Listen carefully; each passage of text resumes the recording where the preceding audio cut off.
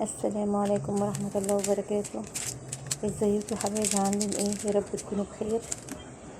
انا نقعت كوبايتين ونص رز، وقلت هعمل لهم بقى ايه، رز بلبن.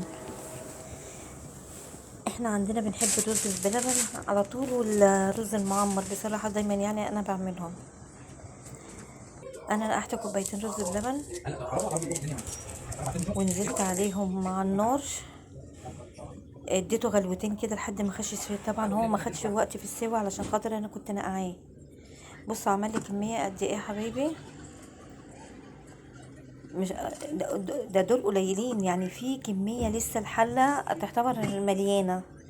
اكلت الجيران وجيران الجيران، مرتين كده. بعد ما استوى ورحت نازله بيهم في الخلاط ضربتهم، عشان انا يا حبايبي ما بحطش للرز ولبن نشا. انا كنت جايبه يعني العلبه كيلو لبن، 2 كيلو دول لبن، وكان عندي لبن حليب برضو. المهم ضربت حبه حتى بقى الحله على النار بالرز، نزلت بيهم. هنا بقى ايه، نزلت بعلبتين لبن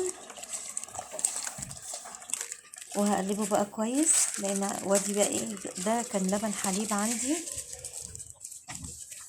ده مع ده بيبقى بيدي طعم الرز تحفه.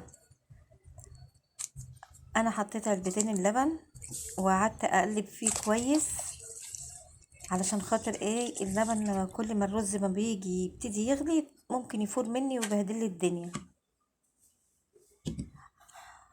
هنا بقى الرز اللي انا كنت ضربته اهو، هنزل بيه وهقلبه بقى كويس. مش هقول لكم على الطعام والحلاوه، احلى من الرز ابو لبن.